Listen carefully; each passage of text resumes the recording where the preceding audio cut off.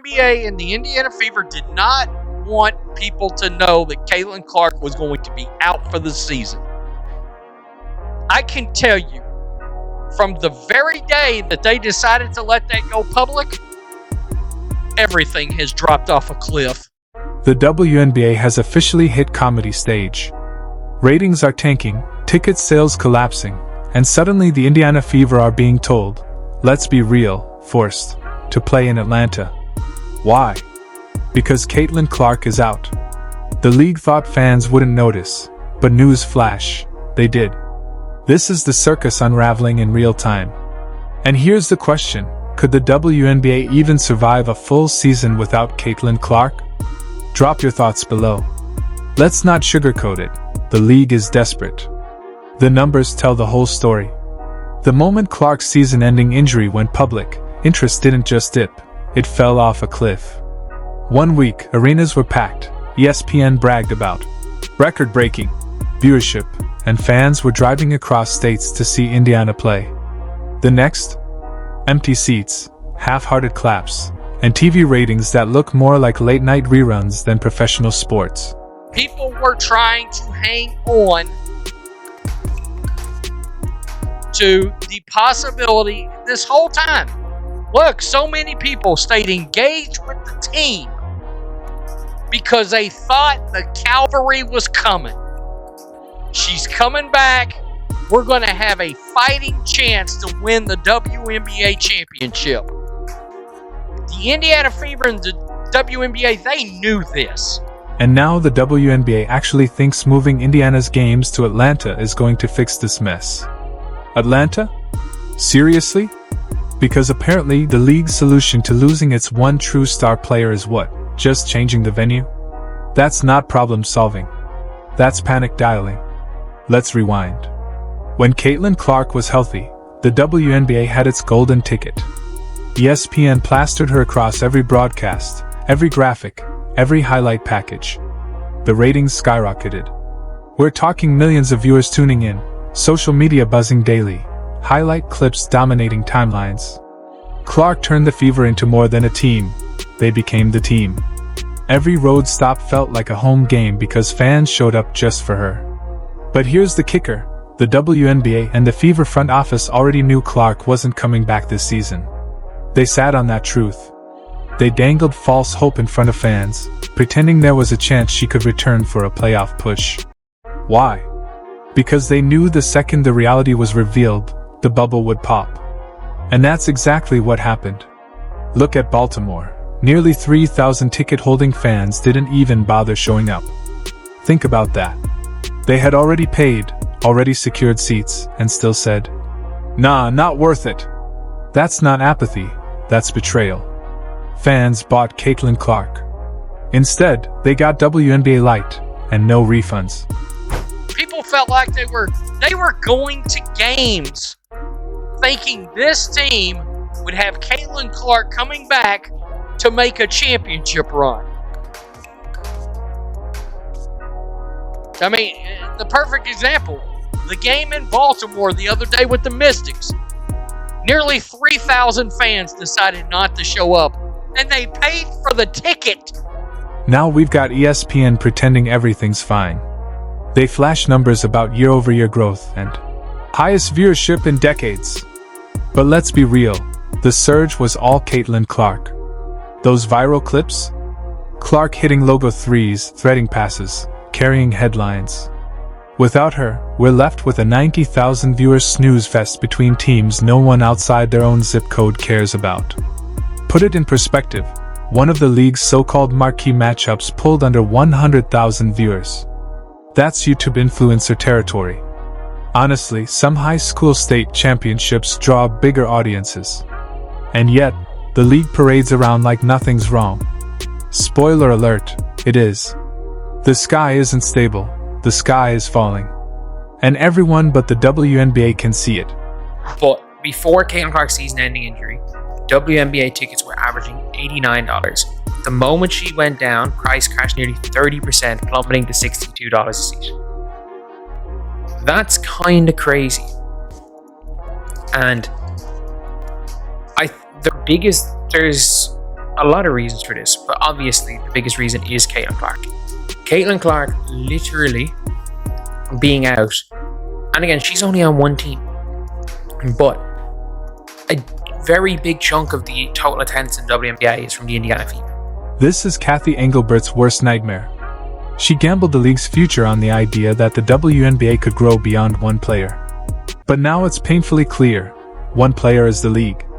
Without Caitlin Clark, the WNBA isn't trending, isn't buzzing, isn't even part of casual sports conversation.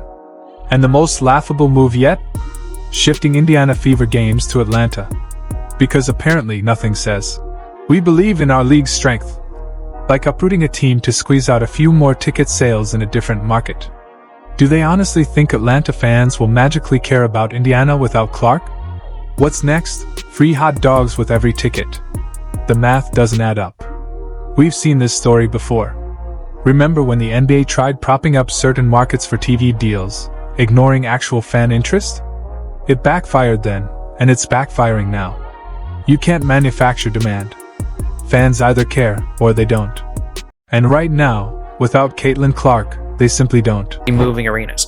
So yeah, a lot of teams, whether it be the Lynx opening the Upper Bowl, whether it be the Wings, the Dream, the Sky, all of these teams moving games. All of these teams are moving games for the Indiana Fever, regardless of who it is. They all have to sell those seats. And a lot of people don't want to go. It's super cheap. Like, it's a lot easier to fill a 10,000 seat arena without Caitlin Clark than to fill 20,000. So you're going to have to find a way to do it anyway, which is what a lot of people are going to be doing, trying to sell tickets. The seats for the playoffs, I would say the Indiana Fever playoff seats would have been, honestly, like nearly $1,000. I actually think had Caitlin Clark been playing, it would be nearly $1,000 into this game. Let's talk numbers because, at the end of the day, numbers never lie. Before Caitlin Clark's injury announcement, Indiana Fever vs. Chicago Sky with Clark and Angel Reese pulled a staggering 2.7 million viewers. Think about that for a second. That's more than some Major League Baseball games airing in primetime. That's not hype, that's reality. One rookie single-handedly lifted a league that had been struggling for decades to capture mainstream attention. But then came the injury. And the story flipped overnight. Fever vs. Mystics managed just 270,000 viewers. Fever vs. Lynx barely scraped past 1 million. And those so-called big markets, like New York and Las Vegas, they're not moving the needle either. Let's be brutally honest. Aya Wilson can absolutely ball, nobody doubts her talent. But if the casual fan doesn't care or even know who she is, then that's the harsh reality. And you know who understands this better than anyone? The players themselves. Don't think for a second they haven't noticed the shift. Empty arenas. Sudden silence on social media. ESPN no longer blasting their highlights across every platform. Angel Reese, once billed as Clark's rival and the league's other rising star, looks visibly frustrated. Some nights she's engaged, other nights she's half playing, half checking out. Teams are throwing shade, but deep down they know the truth. Their checks look bigger because Caitlin Clark exists. Without her, those same checks shrink. Here's the bottom line. The WNBA tied its relevance, its financial health, and its fan interest to one player. Now that player is sidelined. So the league's big panic move? Ship the Fever to Atlanta, as if a new market will distract from the reality that fans aren't tuning in anymore. It's smoke, it's mirrors, and it's not fooling anyone. And let's not gloss over what's happening inside the arenas. Half-full stadiums, sometimes worse. The players aren't stupid, they feel the energy shift too. When Clark was on the court, every possession felt like it mattered. Every foul call was met with roaring boos or deafening cheers, the type of atmosphere you only get in playoff basketball. Now, you can literally hear sneakers squeaking louder than the crowd. That's not atmosphere, that's awkward silence. Take Angel Reese, for example. One week she's the league's media darling, hailed as the next face of the W. The next week she's upset about her minutes, sitting out with tightness, or rumored to be unhappy with her team. And the craziest part? Hardly anyone outside of diehard WNBA Twitter even notices anymore. Why? Because the casual fans weren't tuning in for Reese. They weren't tuning in for Aya Wilson or Brianna Stewart or Nafisa Collier either. They were tuning in for Caitlin Clark. That's the uncomfortable truth. The league can hype up whoever they want, but you can't manufacture genuine fan interest. Aya Wilson, Brianna Stewart, Nafisa Collier, these are elite players, no question. Their resumes are stacked, their talent undeniable. But when their games air without Clark on the other side, the ratings tell the whole story. 130,000 viewers here, maybe 200,000 there if ESPN pushes hard enough. And this is supposed to represent the future of women's basketball? If so, the future looks bleak. Which brings us right back to this Atlanta stunt. What does forcing the Fever to play games there actually accomplish? Atlanta isn't exactly a basketball hotbed for the W. Their own team, the Dream, has struggled for years to fill seats and build consistent traction. So why would the league think a Clark-less Indiana squad is suddenly going to draw sellout crowds in a market that barely supports its own team? The answer is simple, it won't. This isn't about fans. It's about optics.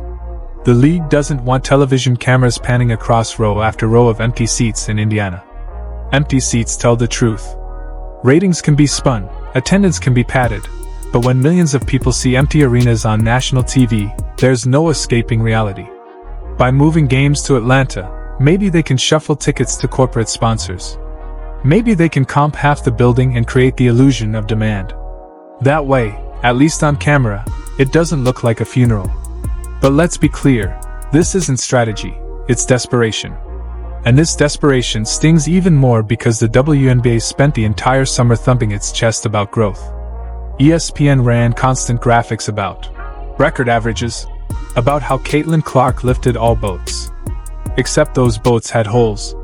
The moment she went down, the water rushed in, and now the league is left bailing with Dixie cups. Fans see it. They're not dumb.